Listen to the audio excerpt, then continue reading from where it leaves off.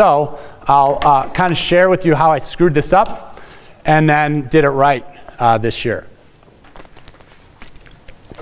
So just kind of using this most recent example and most famous example with this kid winning Footlocker. So he was having pretty much a flawless season as far as I was concerned until the week of state. In fact, the week of state, I was kind of like looking in the mirror and saying, man, you're a genius.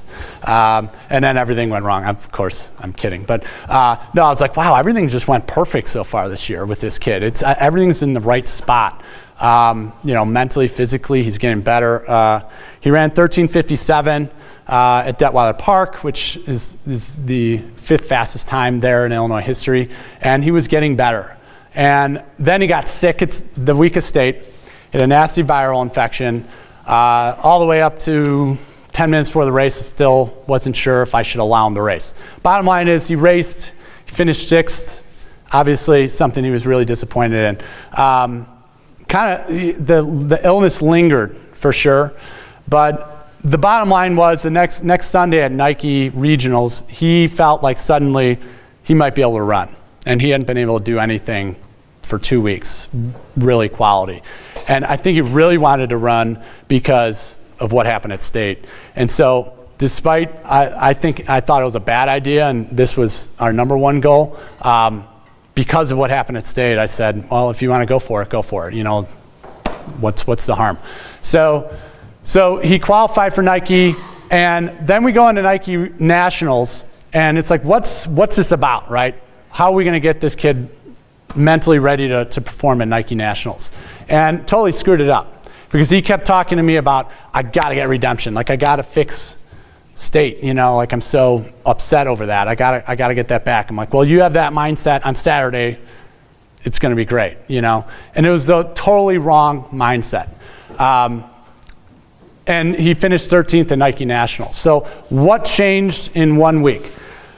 We got back from Portland Sunday night, and I contacted all of our coaches, and I said, here's the deal, this kid's utterly devastated right now. I've never seen him like this. He's the happiest kid I've ever met, and he is so unhappy right now. So we are going to out-love everybody this week. That was our goal. We are gonna make sure that he is happy. That's what this week's gonna be about. We all wrote him letters. We had alumni write him letters, just saying like how much we love him. The whole week was about love, right? This thing, most people don't know, his mother was diagnosed with cancer halfway through the cross-country season this year. She delayed her chemo treatment so she could be in San Diego. So he's wearing that thing. We get there, and the color for Midwest is pink, which is breast cancer awareness color. He just turns to me and says, this is the best uniform ever. And I just start choking up, like I got why, right? And so I told them, we're just going to love better than anybody else today. And when you get in the lead, I want you to remember what you're leading with. And I swear had no nerves. I'm like, there's no way this kid could be beaten. We got our whole crew out there. We had 20-some people out in San Diego just to surround them with love. There he is right before the start. You see up there, that is not just a picture of Emma Coburn's posterior chain. Although I'd be willing to discuss that. I think it's worthy of discussion, but we're actually trying to take a photo of Dylan there. So they're about to get announced, and he's like, hey, this is great. Like, he's just like, we're here to have fun, right? Mile into the race, he turns to me and he goes, Coach, this is awesome. He actually said it. I'm like, this is crazy, He's just feeling, and he said before the race, he's like, I just feel so amazing today. I feel so amazing today. Everything, he's like, I feel like I can fly. And how did that happen, right? I mean, it's a no-brainer. Like, we led with the right thing this week. Like, that's how you get flow. And that's him. Now, the kid holding the finish line, that would not have been what he would have been super motivated by, right? He would have said, what? This is a business trip, right? We're going to San Diego on business.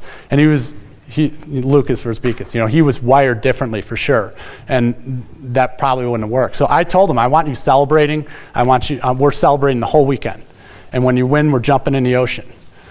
And I did, and I broke my toe. So it really did. It sucked, but it was a great moment and not. But so that's where I'm talking about, like, merging these things together, knowing the athlete. Those two Footlocker National Champions were definitely wired differently, and definitely had different approaches and different conversations.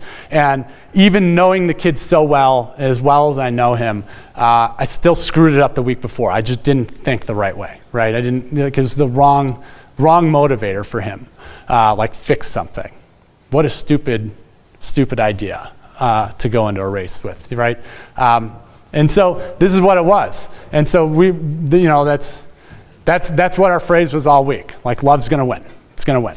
And it is a powerful thing. I'm talking about, like, you know, not like that corny kiss in the rain love. I'm talking about, like, Tuesday morning alarm clock, you find the energy to get out of bed. I'm talking about, you know, we don't know how we're going to pay this bill. Let's figure this out. I'm talking about that kind of love, right? That's the real stuff, because that's what we're really teaching. I always say, any coach I talk to, we are teaching love.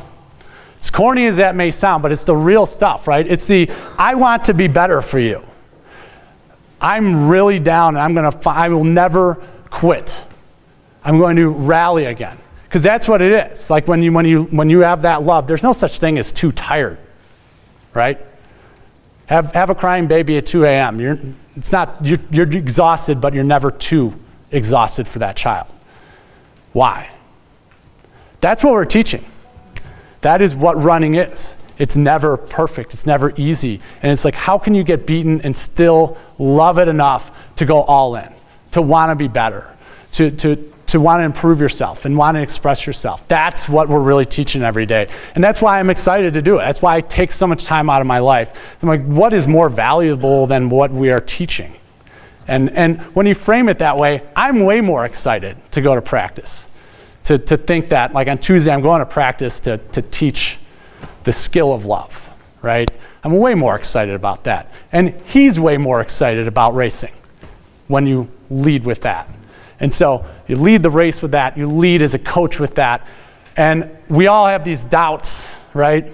And learning is this amazing paradox of being comfortable with doubt, right? The only way you're gonna learn is if you have a doubt about something, right? And that's what we're all here to do. And we get comfortable with it.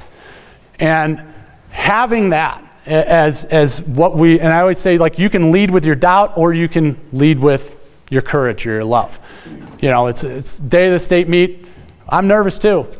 Are we gonna lead with that one, or are we gonna lead with the powerful voice? Let's always make sure we're leading with that. And so that's where that phrase comes from. That's what's on our t-shirts. And yeah, that's how I think it actually is, as corny as it may sound, it has physiological implications. And I saw it in a span of a week. So I think that's it. Yeah, that's it. Any questions?